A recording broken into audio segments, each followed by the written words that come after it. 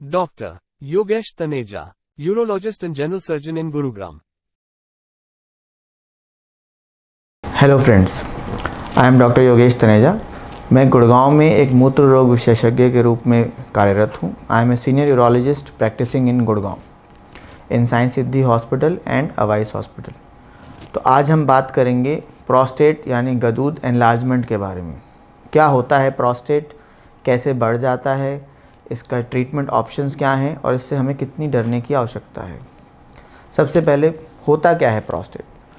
Prostate यानी गदूद हमारी body में एक नॉर्मल ग्लैंड है जो सब मेल्स के अंदर प्रेजेंट होता है।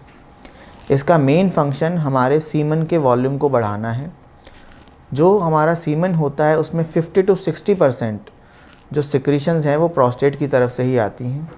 ये हमारे स्पर्म्स को न्यूट्रिशन देने में, उनकी मोटिलिटी में हेल्प करती हैं। ये एक अखरोट के साइज़ जितना ग्लैंड होता है जो हमारे पेशाब की थैली के जस्ट नीचे और पेशाब के रास्ते के चारों तरफ होता है।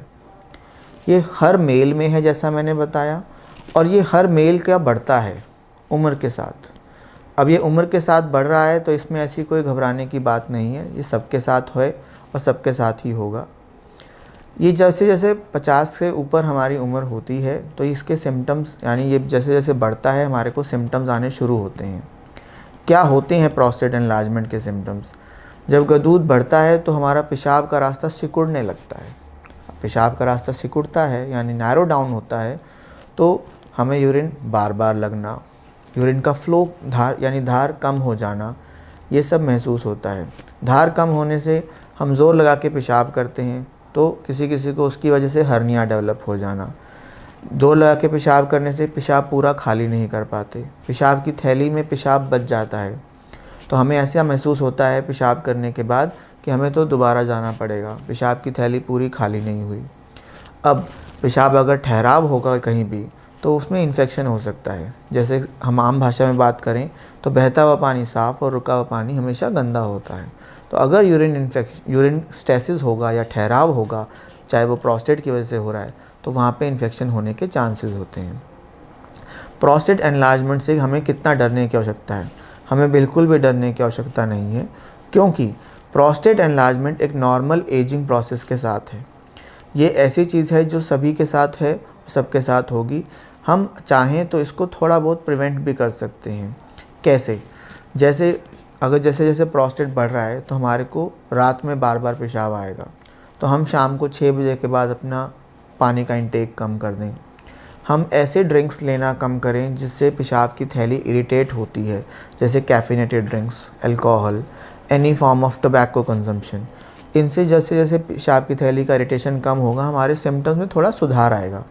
लेकिन फिर भी अगर हमें लगता है कि हमारे को ये प्रोस्टेट के सिम्टम्स हैं तो हमें अपने नियरेस्ट जो भी यूरोलॉजिस्ट हैं उनसे संपर्क करके उसे इवैल्यूएट करना चाहिए, क्योंकि आज अगर हम बात करें तो प्रोस्टेट के बेहतर से बेहतर इलाज संभव है। अब क्या होते हैं प्रोस्टेट के इलाज।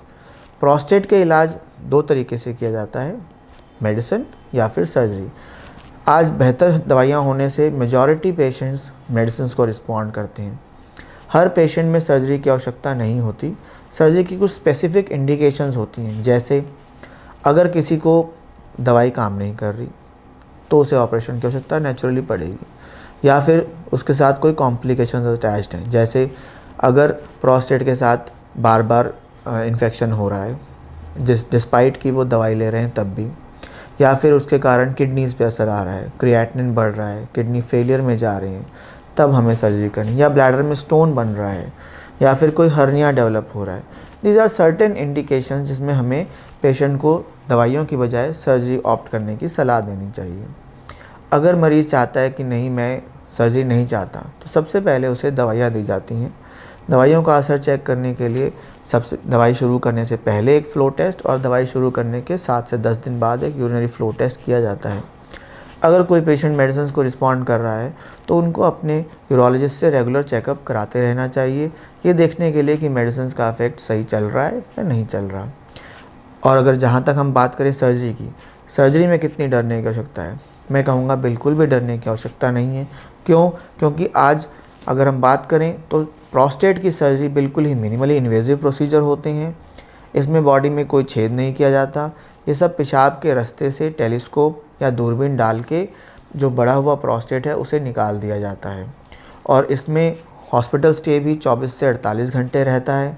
मेजॉरिटी पेशेंट्स 2 दिन बाद अपने घर चले जाते हैं। उसके बाद नॉर्मल रूटीन काम, चलना फिरना, नॉर्मल दिनचर्या में वापस आ जाते हैं। किसी किसी मरीज़ में जो पेशाब का पाइप है वो हमें 4 से 5 दिन तक रखना पड़ता है। इसके अलावा इस ऑपरेशन से बिल्कुल भी घबराने की आवश्यकता नहीं है। ये पूरी बेहोशी में किया जाता है या फिर स्पाइनल एनेस्थीसिया में किया जाता है, जो एनेस्थीसिया पेशेंट के लिए फेवरेबल होता है।